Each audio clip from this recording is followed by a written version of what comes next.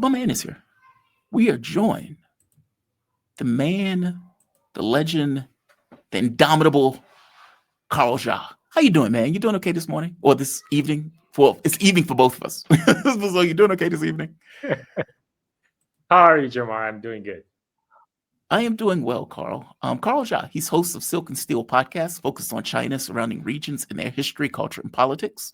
You can follow Carl on Twitter at Carl Jha. You can find his podcast on Twitter at Steel Silk In, and you can subscribe to his podcast on patreon.com/Silk and Steel.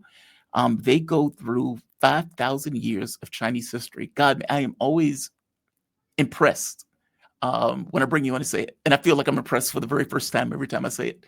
It's just such a big, expansive thing. It's just impressive. That's all. How you doing today? You doing okay today, though? No issues? Doing good. Doing good.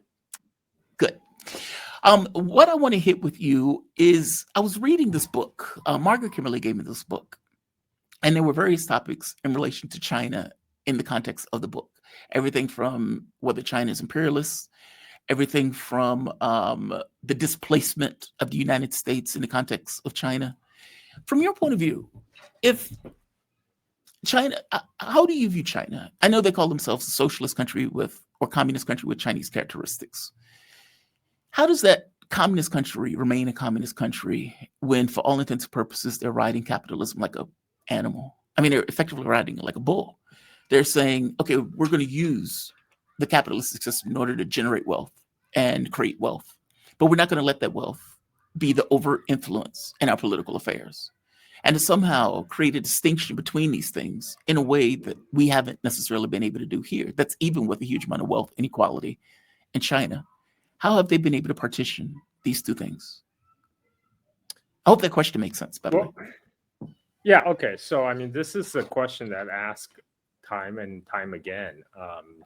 I'm just saying, hey, look, if China is doing capitalism, let's do capitalism in the United States, right? But then people will say, no, but that's communism. Look, what China is doing is obviously something different. They introduce market economy. What the Chinese government actually say is they're building the primary stage of socialism. You know, the communist is like the end goal, you know, somewhere down the line. It's like that, but we're not there yet. We're building the primary stage of socialism. And to do that, you know, according to Marx's theories, you know, you have to go through cycles. You know, move from feudalism to capitalism to socialism. You know, you can't skip a stage.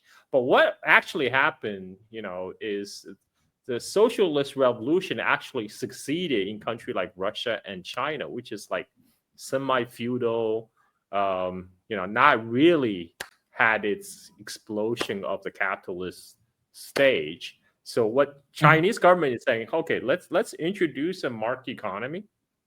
We have a mixed economy. We have state controlled the commanding heights. You know, we could control the banks. We control the energy sector, and you know the rest we'll leave it to the market, but we will put regulation around it.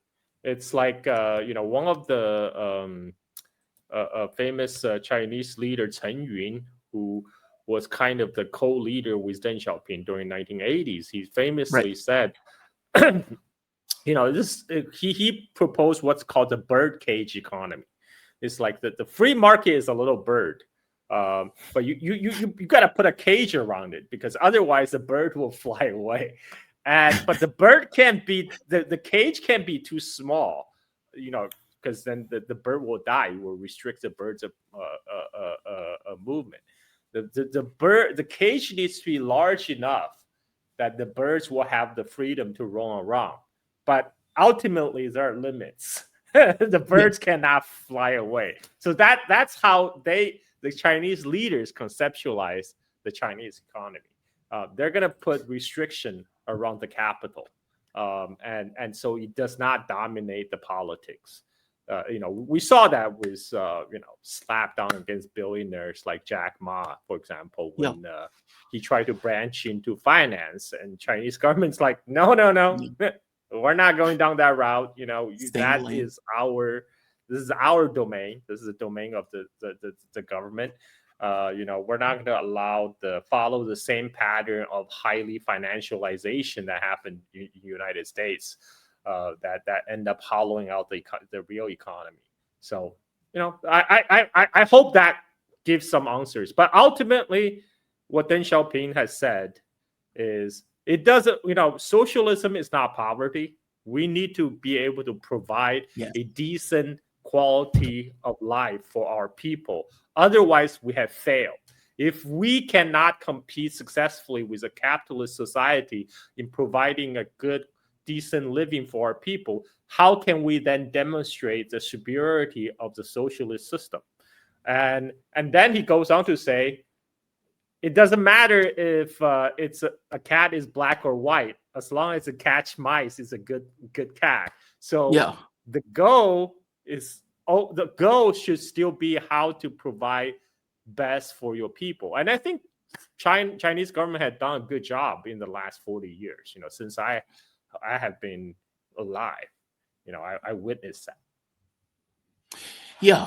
Margaret Kimberly, in her chapter of the book, she points out that basically China can't be contained, and how, and I've seen this for myself, like trying to get a train from Richmond to Chicago, and you can't get one. Like you have to get like a bus or something like that, because the United States isn't interconnected in regards to train systems. Whereas for her, she can get on a train in China, go to high speed from point A to point B. And even when she was talking about like going from Boston to DC, the train tracks didn't allow for high speed rail on the train tracks because they were that in disrepute, but we're spending $1 trillion on the military. Like it's a completely different philosophy in regards to what they decide to spend their resources on. And it shows just in the way that the governments operate. What is China's objective for the next 10 years? Like when they're looking out at the world, what are they seeing? I mean, either on a foreign policy sense. Right. It's very simple. For Americans' perspective, a lot of American politicians, they have this deep-seated fear that China is going to replace United States as a global hegemon. Right? China has no interest in that. China's goal has always been to build a better China, to be the best China that China can be. It's not interested in being the global comp. You see kind of the mess the United States get itself in, trying to be the hegemon, trampling over the world and get entangled in all kind of foreign wars. That's Chinese leadership has no interest in that. So they and also, Americans still have this missionary mindset that never really changed since the founding of the United States.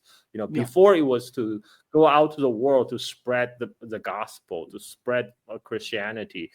Now it's to spread Americanism, the universal value, which is really American value. China has no interest in making everybody adopting the Chinese ways. They said repeatedly, the Chinese model is uniquely suited to China's own circumstances. You can come to China and learn and get what you find useful and as a takeaway, but we have no interest to make the world Chinese the way the Americans try to make the whole world American. So that is a major difference. But is this one of those things where anywhere you go is where you're at? Like for example, if America, okay, you're right, America had imperialistic ideas, so let's take them out of it for the moment. But is by virtue of building a better China that they're going to end up being the global hegemon regardless of anything else? Meaning, if China just focuses on China. China will be one of the dominant power in the multipolar world. But there will be many other poles, and China is not interested to run the world affairs of other people. But China will be strong. China will have a very strong economy. Will have a very strong military. But China is not looking to expand its territory or expand its jurisdiction abroad. I mean, like, China just want to do business. That's it. Just want to do Yeah. business with everybody else. What China has done with the Belt and Road Initiative, though, is to build connectivity, global connectivity. But ultimately, it's also to bind the world to China through the Belt and Road project. So now China becomes a new nexus of power. Yes, China will be one of the dominant poles of the multipolar world, but China is not seeking to be like the the hegemon in a unipolar world. That moment has passed. There's not going to be any like hyperpower, like US was back in the 1990s and early 2000s. There will be many posts around the world. This is why China has explicitly not taken the bait of the G2 rhetorics offered by United States. Now, Obama, it was the first one who coined the term G2. Now that term has been picked up by Trump very recently. He tweeted out, "Oh, G2 is meeting in Korea," but China never signed on to the G2 idea because they recognize that's a trap. The idea of G2 is, okay, let's divide the world between these two big powers. We'll define our boundary sphere of influence, right? But it's seeking to cut out the other poles, right? For example, Russia. Right? Where's Russia going to be in this G2 world, right? So this is why China's like, no. Let's just do business. Let's forget about all these crazy talk about G2. Let's just do business. And that's a very practical approach. And that's the way they look at the world. Like whether it's foreign policy, whether it's anything else, it's like, look, we don't want to. We just want to focus on China for all intents and purposes. Exactly. China has a lot of problems, internal problems, and by resolving those, I mean, that's what occupy, I would say, like 80-90% of the energy of the Chinese top leadership is trying to fix all the internal contradictions within China.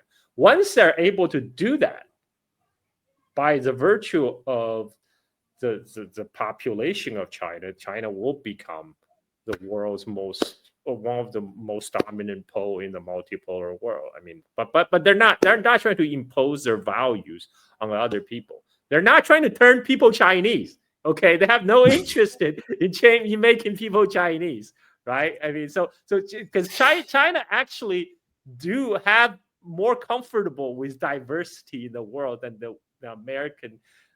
American leaders that pay lip service to diversity, but really they want to mold everyone into, Homo Americanus, which is not working. What would be one of those contradictions in China that it has to resolve? I mean, they seem to have accomplished something that we haven't been able to accomplish, which is this focus. Well, I mean, there's a lot of problems in China. One way China has been growing its economy in the aftermath of the 2008 global financial crisis was to shift from the export-oriented economy to a real estate-centered economy. Like a lot of money went to real estate development to build housing stock for China. That eventually became a bubble, which got bursted in 2020. I mean, right now, China is still in the midst of transitioning away from real estate into advanced manufacturing, into like EVs, robotics, AI, all the next frontier stuff. That's still an ongoing process. That process will occupy the Chinese leadership for quite a while. Also, part of that is kind of break through the U.S.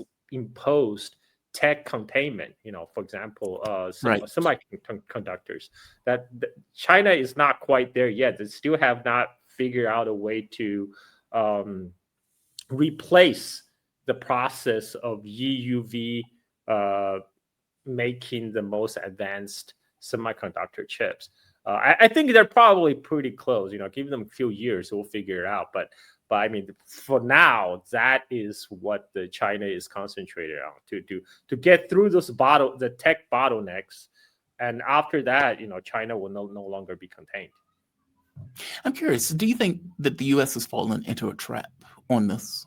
I mean, China has what, 1.3 billion people. The US has 320 million.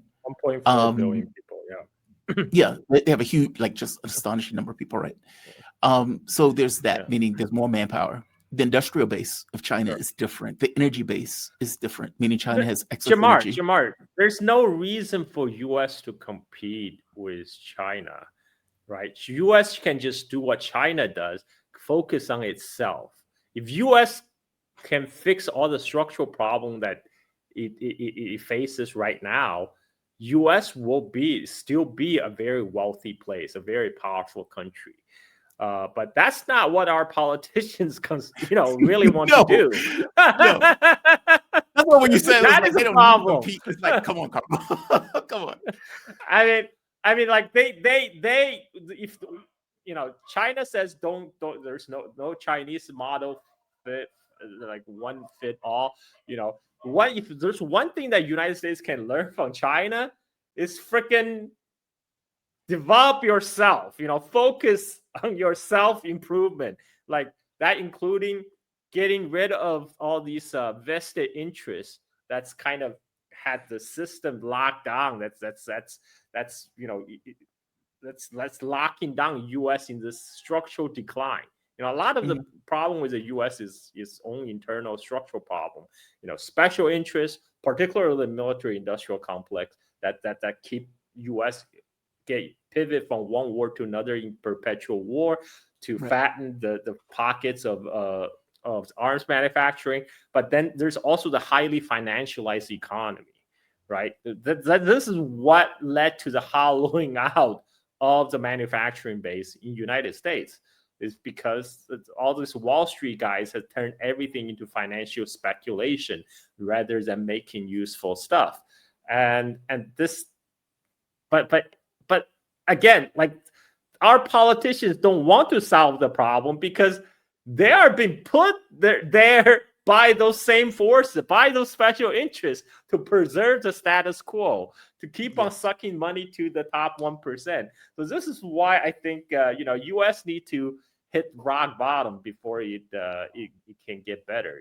China had its own century of humiliation that forced China to get off its high horses and learn from the West. Well, I think US needs its own century of humiliation, and hopefully it's not one century. Maybe Yeah. on an accelerated path. But yeah, Yeah, I think that rock bottom is going to happen. I mean, because they're obviously going to compete, right? But it's not competing in a sense of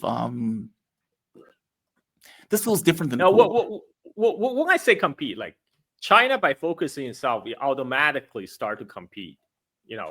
Like the way US will be actually effectively compete with China is to develop itself, focus its own strength, not the Tony and Harden approach of competition. Exactly. Try to kneecap, Exactly.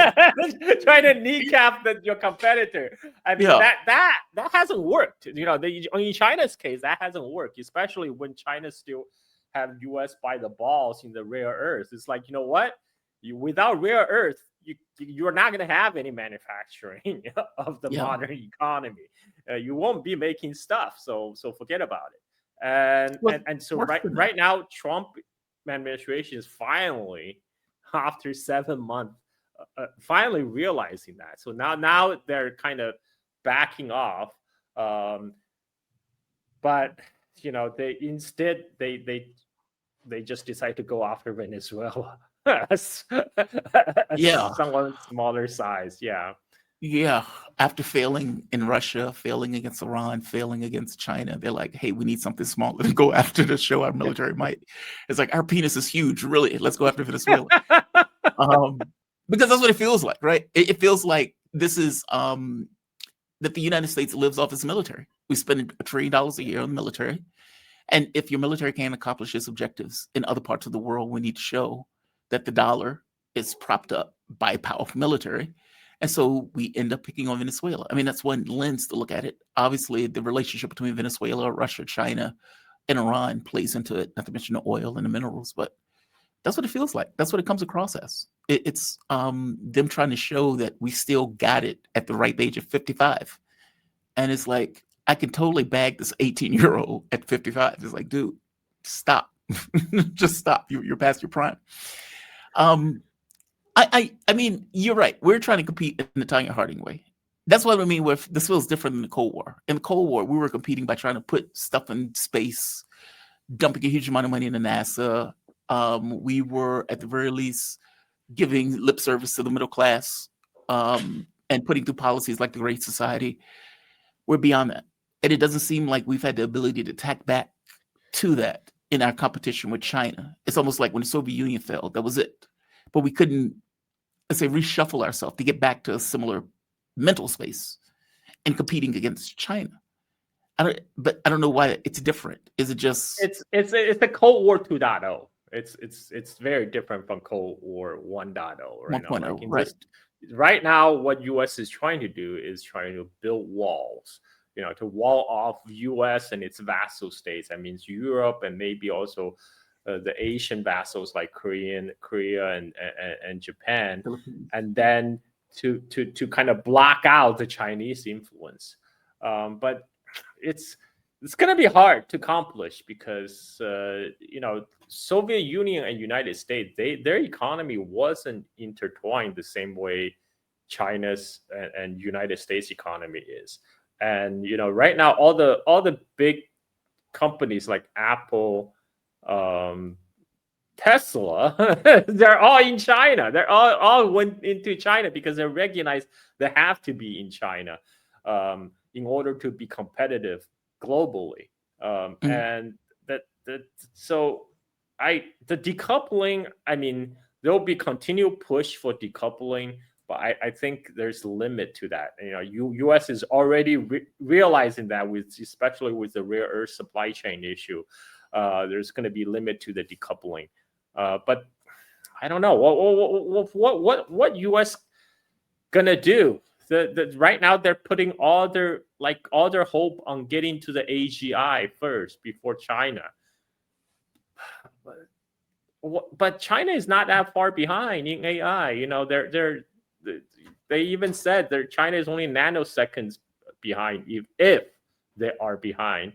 And even if US do get to AGI with like trillions of dollars invested, China will catch up within a matter of a month. Few more months.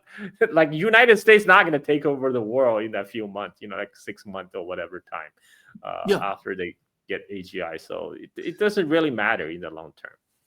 But correct me if I'm wrong. They're using this differently though.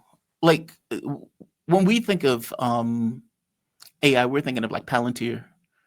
We're thinking of these companies that are effectively using it for military usage, murdering people in Gaza, right?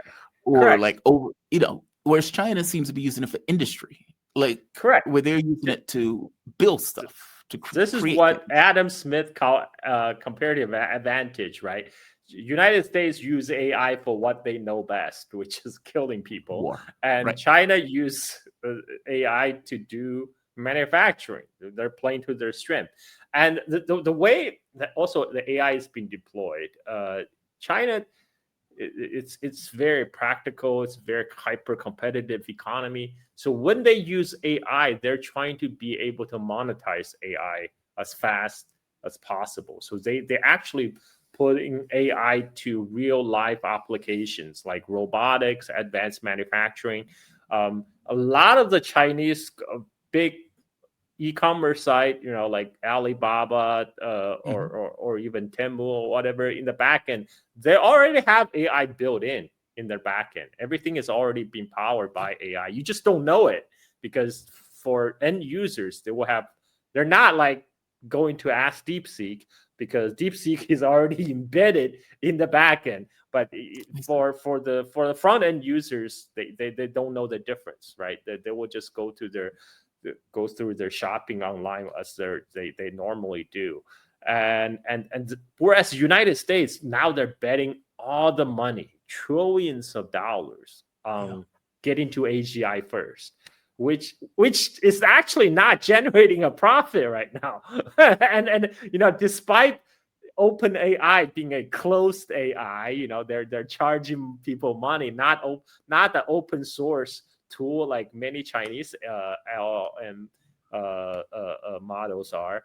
They are not making money. This is why Sam Altman is asking for government handout right now, because Yes, they're I saying, saw. please give us another $500 billion so we can continue to lose money for the years to come. They're not making a return on all this hundreds of billions of investment.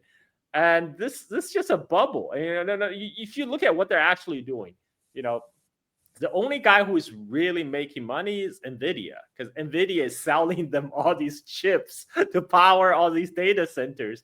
But what Nvidia now is buying stocks in OpenAI, and Oracle is buying. They're all like trading this like With each other. Yeah.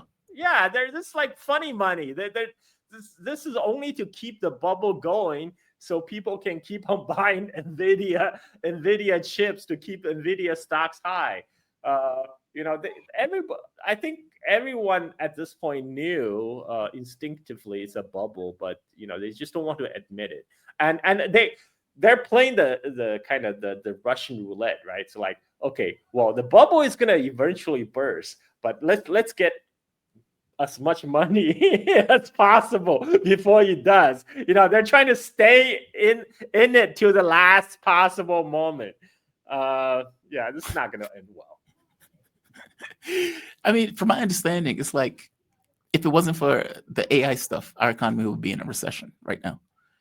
And as you point out, it's this kind of weird incestuous relationship where all of these countries are effectively trading with each other in order to make it look as if there's more money being generated than actually being generated.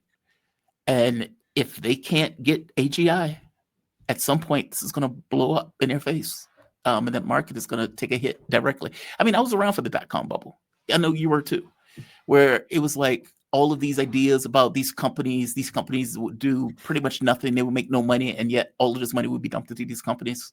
And finally, it came to a head where it all went belly up. And it feels very similar to now. But you don't think this applies to China, though? Or do you think it applies to China? Or you think China is effectively doing this in a different way where this doesn't apply? China is not spending like a drunken sailor on AI. True. The Kimi model, the latest AI model that came out, they spent $4.4 million training it. I mean, that money is like, yeah, 4.4 million. That's less than the car Sam Altman drives. I mean, like, so this is why the all these tech bros in Silicon Valley are very, China hawk. They're also blowing up this China threat in order to justify more money coming to their companies, because they say, you have the CFO and the co-CFO of Palantir, but also the co-founder of Palantir. They both say, we have to win this AI race. We cannot lose to China. Well, that's why Pentagon have to invest more money in us so we can make the AI killer machines. But yeah, it's a big grift, man. It's a big grift. Yeah. How does Xi Jinping? He's currently in power, obviously. When he's making relationships with these various countries and he's looking out at the world, it's weird. Chinese leaders seem to be a little bit different than American leaders, like what they look for, what they go after, even planning, like from the standpoint of like 4-year plans as opposed to, let's say, like 5 or 10-year plans.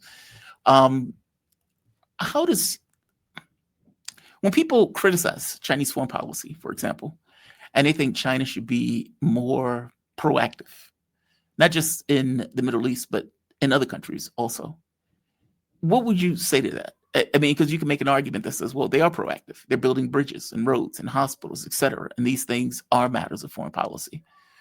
But I think people get used to this kind of militarized foreign policy of the United States. And I think you would point out that's not the way China looks at the world. Yeah, that's not, even if, the U.S. continue to implode and China continue to rise, China is not going to replace the role of United States to be the global cop. Yeah, I just don't like China is not interested to It's not their point impose of a view. international order outside its borders. Like that's not that's I mean China will offer to rebuild. Yeah, like that's China can do within this capability, but China I don't think China wants to overextend itself Next question is in any why. other way. I mean, if you had like Mearsheimer would make the point of saying Mearsheimer, in his point of view, he thinks all of this is nonsense. He thinks China is just like every other country. Every other country has this idea of being a hegemon, whether they want to or not, and that when they get into a position of power, they would exert that power, regardless of what they say.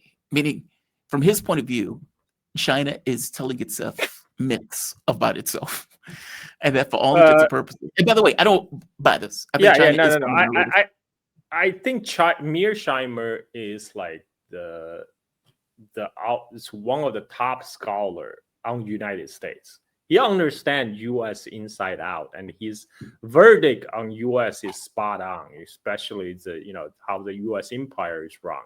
But I think Mhm. what he makes a mistake is it's this American exceptionalism in his assumption.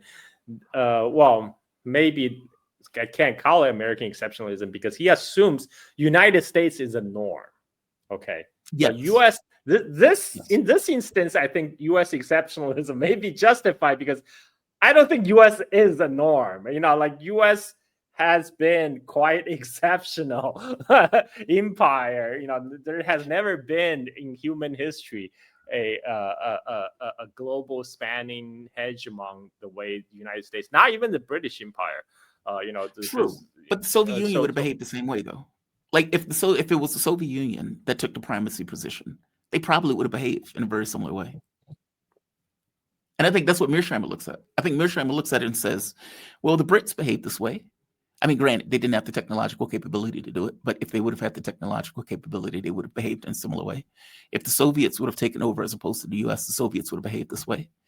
And so the Chinese, if they had the opportunity, they would also behave in a similar way. That's the way he looks at it. I think it's wrong, though. And I guess my question is, why is he wrong? What is it about Chinese history that makes this incorrect?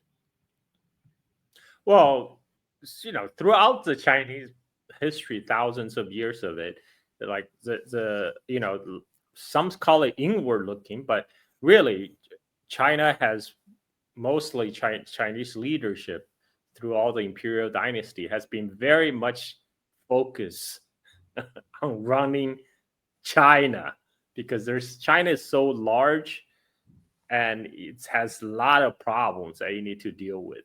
And a Mhm. lot of times they have no interest to look abroad beyond China's borders because why? China is already the most important economy in the world. Why do we need to look elsewhere?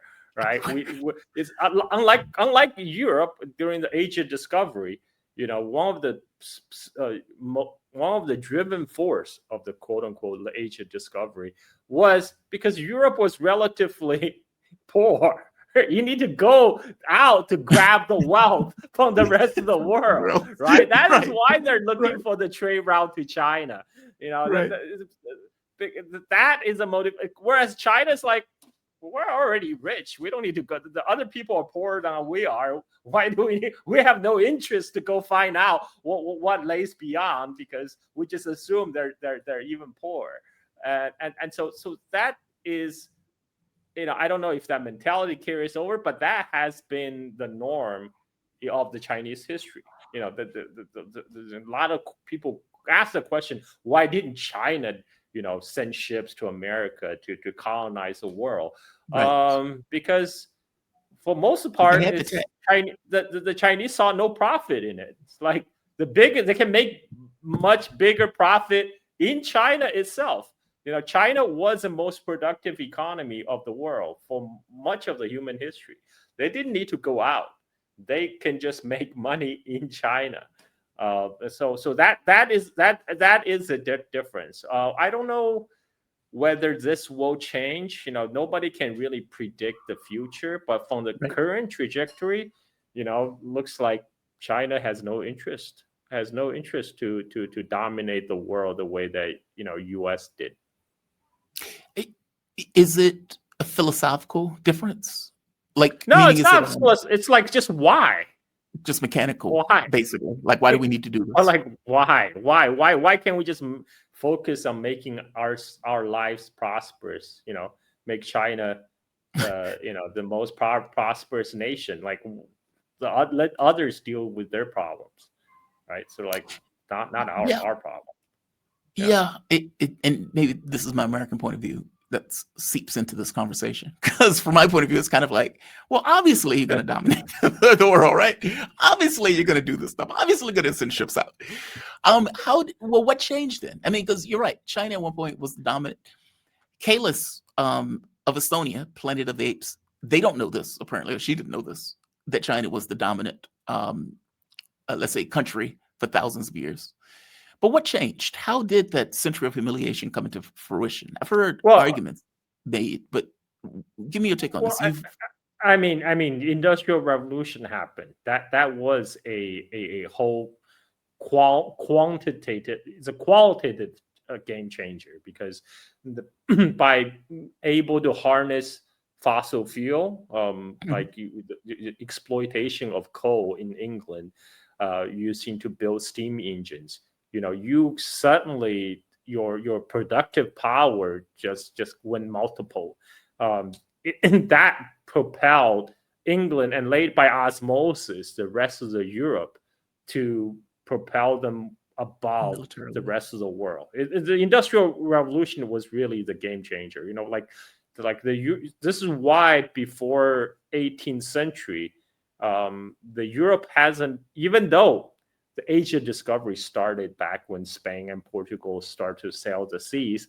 Right. Up until 18th century, Europe hasn't been able to overcome the big continental powers of Asia, like whether in India or China. But the Industrial Revolution gave, in particular England, a big leg up. And that's a boat that China missed. And because China missed the boat of the first Industrial Revolution, that's where, and China had this complacency that developed over being dominant for thousands of years. So they kind of was a little bit slow to pick up the change. And this led to the century of humiliation. This is why I keep on coming back to the United States today.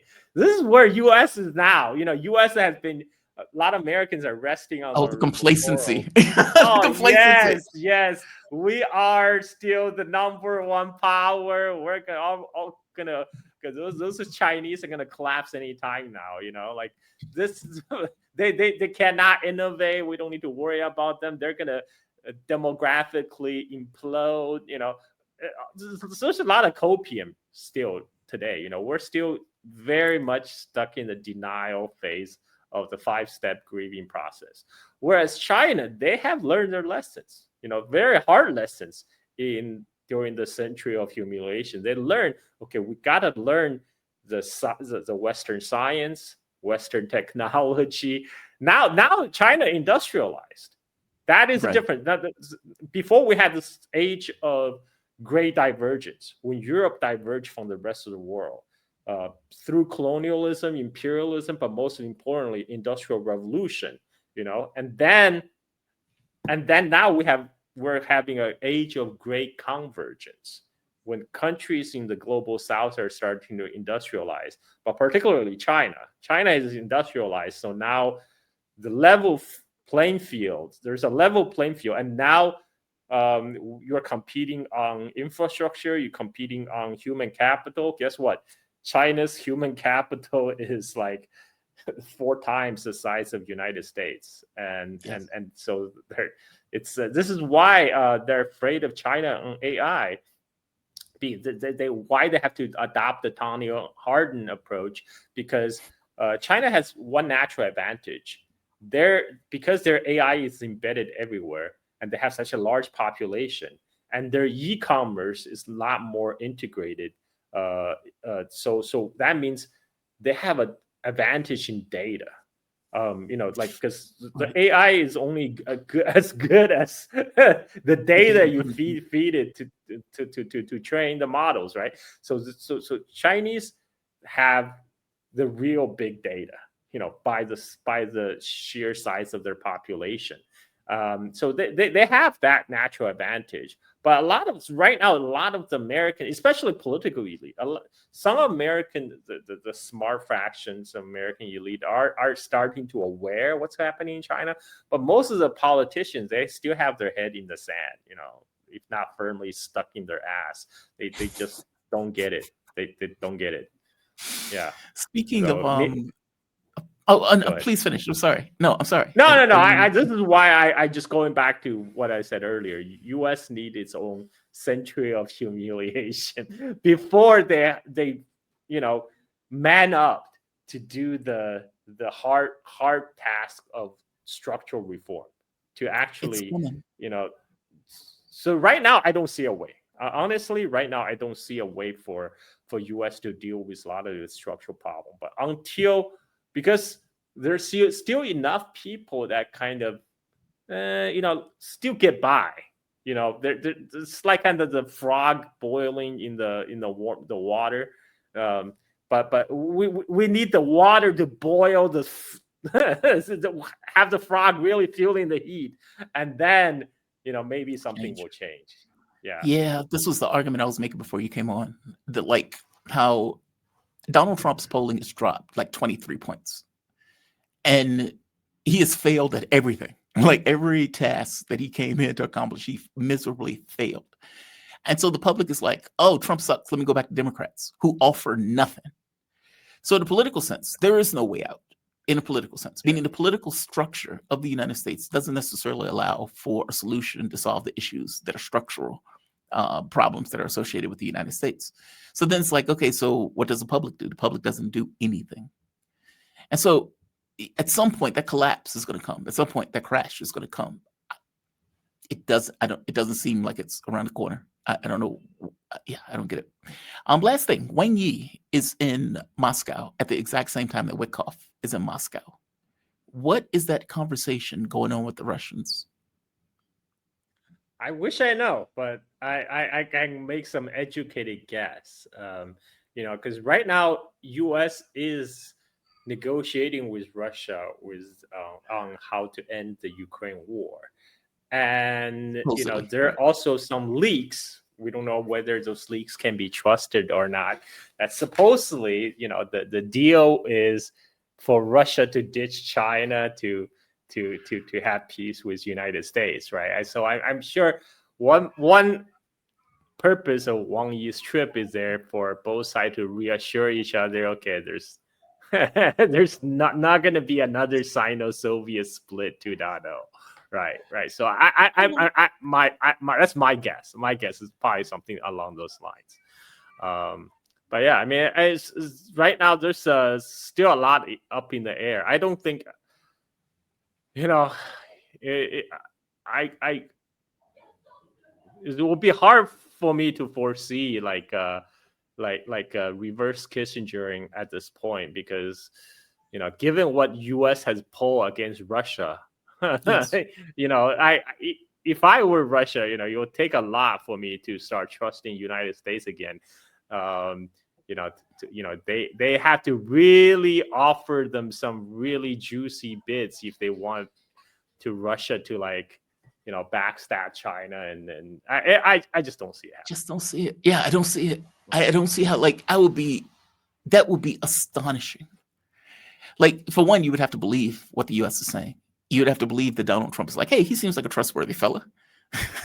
And I don't get the sense that after all of these years of betrayal, that this is going to be something that they effectively go with.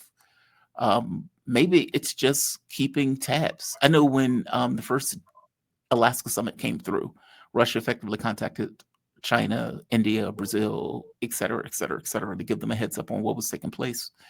And I would imagine that China wants the war to end, all things being equal. I mean, they Of want course. a normal business relationship for all Yeah. intents and purposes. So yeah, they may just be keeping tabs on the situation. I don't know. I guess we'll see. I suppose there'll be a readout of something. I just find it interesting that Wickoff is there at the exact same time that Wang Yi is there. It's like both of these meetings are happening simultaneously at the same time. I don't know. Also, Putin's supposed to be going to India. There's that. Oh, one last thing before I let you go. The Philippines. So apparently Japan is talking about giving the Philippines missiles or something. Did you see that? Yeah. So I think at this point, they're still messing around. They're still messing around. So I think they pretty much giving up on Taiwan volunteer to be the next Ukraine. so somebody has to stand up. The Philippines is gonna fill the void.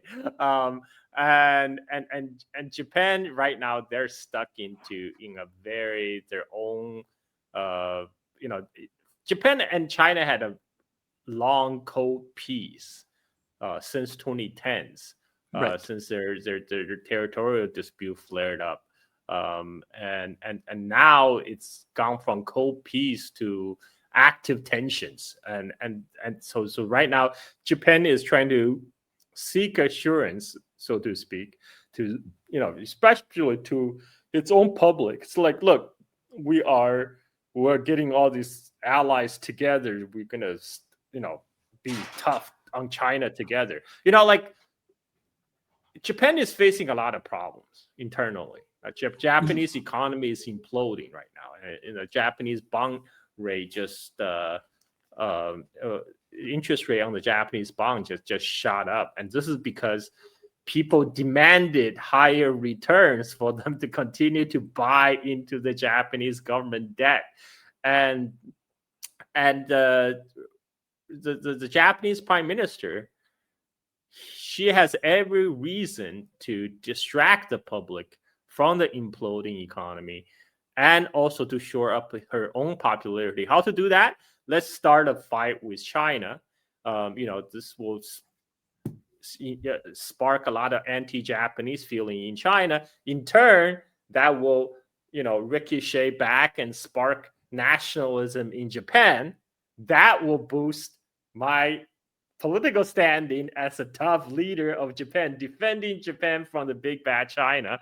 And it will work for some short time, and this is what they're doing. They're making a show of deploying missiles 70 miles from Taiwan. Then now they're going to work with missile deployment with the Philippines. It is serve up to inflame the tensions again, to feed back to the nationalism back in Japan itself. That will boost the popularity of the current standing prime minister. But these are like kind of artificial boosts, It's like it's like a Viagra. You only last a while. I mean, how long can you keep on doing this? I would not know, Carl. I have no idea. I have no idea. I am unaware of that particular medication. Is that really what Japan wants? Like, is that really like? Look, I get the Taiwan thing, right? That Taiwan, there's an element of Taiwan that is looking for a blank check. It believes that if they get that blank check, then they are somehow going to be different than Ukraine. I think that's insane, but okay. Taiwan is not going to be another Ukraine. I said this many times. Taiwan and United States, they have different strategic priorities.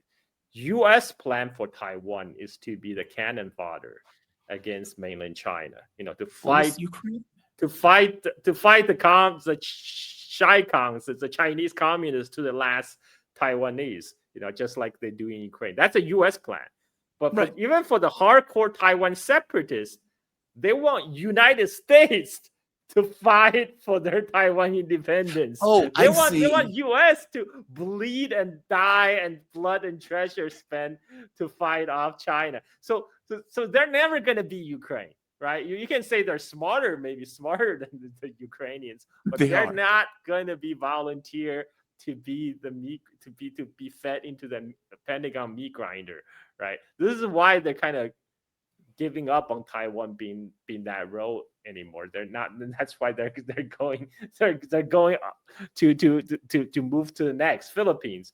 Because Philippines have a incredibly corrupt leadership that's beholden to United States, and so let's start stir up tension over there.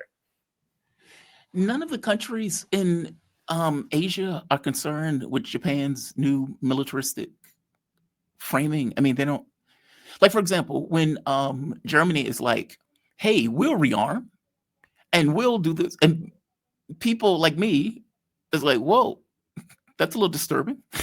Like, do we really want Germany rearming? Germany might have should have been dismantled as a result of their behavior in that Second World War, considering the number of people that got killed. Japan was just as bad in regards to the things that Japan was effectively doing. The treatment of China, the treatment of South Korea was just off the charts. These guys were effectively Nazis. Asia doesn't look at this and think to themselves, maybe that's a bad idea. Well, I mean, you should say which part of Asia, right? I mean, like China and Korea obviously do not like Japan arming itself. Yeah. The rest of the part of Asia, they're not. How do I put this politely? They will go with the flow, right? Because it's not that they don't remember, they don't have memories of the World War II Japanese atrocity. No, they do. Many places, Philippines, Indonesia, Vietnam, people still remember. But right now they are okay because they feel like, okay, so far they are getting, as long as the Japanese investment coming in, things are good, and you can have watch anime or J-pop or whatever. No, it's true. I'm just saying that's how it is, and so they don't feel like they have a dog in this fight. But it really, actually, I mean, that's true, because if a war breaks out, most of these other nations will be bystanders, and I don't. So I think I see. So for Japan, it's the ones that will be alarmed are the immediate neighbors, Korea and China. They obviously do not want to see that. The rest of the Southeast Asia, they're a little bit further away. They don't think they will be affected. So they can adopt a more aloof stance. Sure. But yeah, and also some of these states are like Singapore is basically enmeshed in the American imperial system, right? They host the U.S. Seventh Fleet, so they're kind of yeah. So it is what it is, but I eventually, I just don't see how the Japanese leadership can keep this thing going, because ultimately a nation's comprehensive power still comes from its economy. Right. When your economy, if you don't deal with your economic implosion, all these posturing, whatever, will ultimately be meaningless. Yeah, I just think, in the sense that Japan was, I don't know. I didn't get the sense that the country itself was like, hey, let's be boisterous against China. Let's start a pissing war against China, just out the blue, and seemingly for no apparent realistic reason. I think what happened is, they thought there will be no consequences. They didn't really think through what kind of consequences they might be facing. But they would be facing consequences. They're already facing consequences right now. Their tourism is getting hit, and if China really want to, China can choke off rare earth supply to them anytime, and that will, make things go critical. So we'll see. Yeah, Carl, thank you for